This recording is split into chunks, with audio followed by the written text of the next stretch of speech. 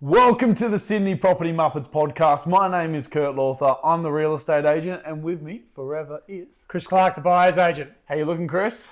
I don't know, you telling me how I'm looking. Well, you're standing there in the glistening sun before, and you're like, oh, what are you seeing on the market today? Or what are you seeing on the ground? I was like, something pretty. I was in my brain.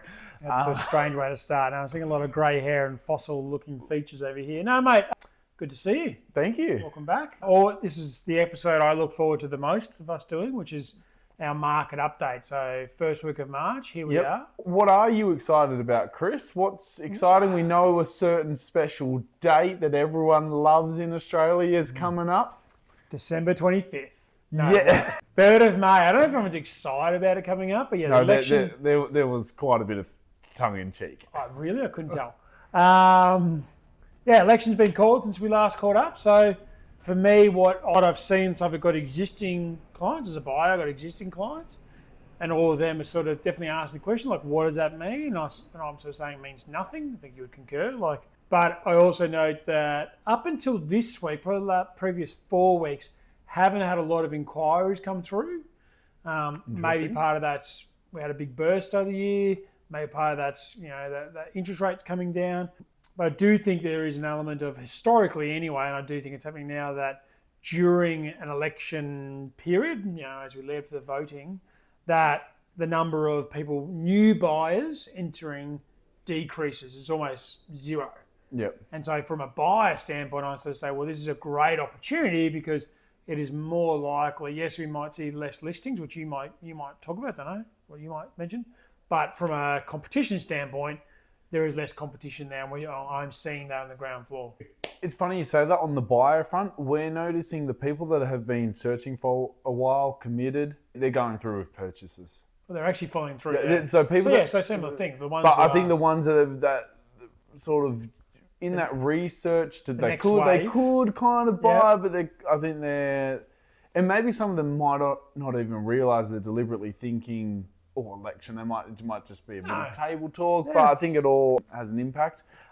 We've signed up a couple of properties, and the election is not really a discussion. There is one or two properties where it was a bit of a discussion during the pitch. Yep. Pitching for the business in terms of when they were trying to work out calendar, and they've been like, when can you do things? These were auction campaign, am I right in guessing? We all try and run them to auction. Yeah. So the idea. But is that part of the reason is you got to look at the auction date to avoid the 3rd of May? No. Was that part of it? Or no? It's just whether whether we extend the campaign 5 weeks or 4 weeks. To try and avoid the 3rd of May? To try and extend it maybe. So maybe if it's a week before. But anyway, long story short, we don't really think it is an issue because our auction wasn't going to fall on the 3rd. On that, and we're just like, if people are out there seriously looking at buying, they're going to.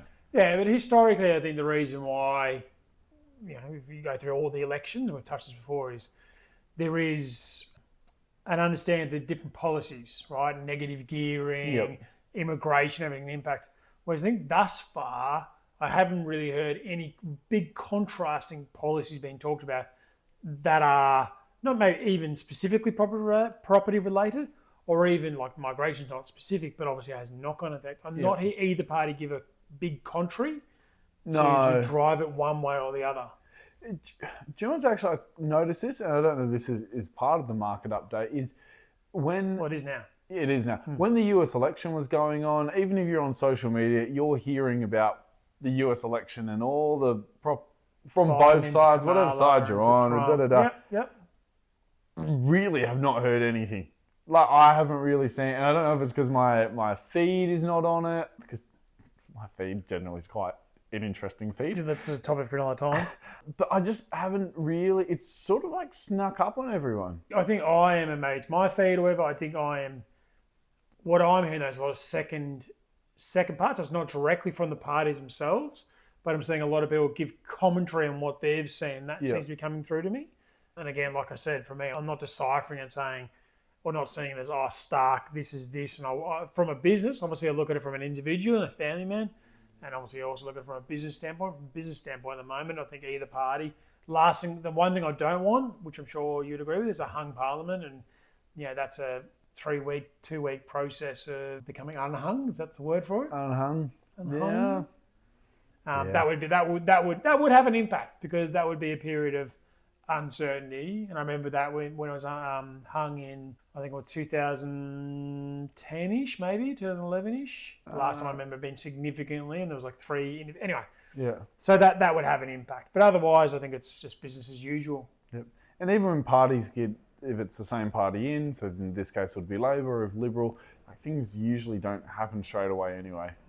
Yeah, true. It's not instantaneous. And Unlike it's Trump. still like, we don't have the executive orders. So overall, though, I haven't really noticed much difference. The interest rates have remained the same, even though we're within the expected thresholds of the inflation. So we're in the inflationary target, but the uncertainty amongst the world and all that, and I think they've just learnt from last time. Yeah, we also find typically coming down, like last time they came down was during COVID, I think typically coming down you do see one, and then the second one's usually not for 3, 4, 5 months later. I think we're seeing that. I'm actually saying I don't think we'll see another one for the year, but happy to be wrong or not wrong. Watch this space. Watch your space. Okay, let's get on to some bit of fun now. Break it up a little bit. So, any ludicrous questions coming my way, Chris? You definitely have some questions. So 3 quick cues. They've got a bit of theme though. So basically, the theme is, who do you want to have a beer with? Oh. Okay. So you got to think about, this is not who do you want to meet or who do you want to get an autograph or something. This is who do you want to share a beer with. Okay, so first one, and some of these people may not be alive. For the purpose that they are alive. These are wild people. So we've got Muhammad Ali or Usain Bolt. Usain Bolt. Really bang. Usain Bolt, yep. Mate, the bloke smashed chicken nuggets to win the 08 or 12 Olympics. Like, if that's not a man to have a beer with, then... Who is? Yeah. Okay, quick take though, because Muhammad's he did a few amazing things, but that's okay. Yeah, he doesn't resonate. Like, he just wasn't my time. Yeah, I could see that. I could get that. Well, it wasn't really my time either, my friend, but I'm not that old. Next one, Jerry Springer or Oprah Winfrey? Jerry Springer. Yeah, I thought you might. There's your feed, the way it comes through. Yeah. And last one, okay, is Elon Musk or Donald Trump? Oh, I love this one. We'll give a shout to We Got the Chocolates. They just had this in their podcast this week, and I thought I'd heard it today and wanted to steal it. Go on. Who are you going to pick? Oh, big Donald Trump. Wow. Absolutely. Definitely I'd have a beer with both of them, but... Wow. Okay. I thought you were like... No. You can actually choose, just still pick one, but actually say, I'd rather not. No, I'd love to. I think... Yeah, I think it would be nice. Interesting. Very good. All right. I'm not going to... Should I say who I thought you were? No, you save it for another time. You might even ask me another time or something. Yeah, I think that's next episode. Perfect. Oh, God. Do I need to prepare 6 questions with 3 safe and 3... Save the beeps for then. Well, thank you all for dropping by. What's a piece of homework for people this week? Share on Instagram if you can. On the old Insta. On the Insta. Appreciate it. Thanks all for dropping by.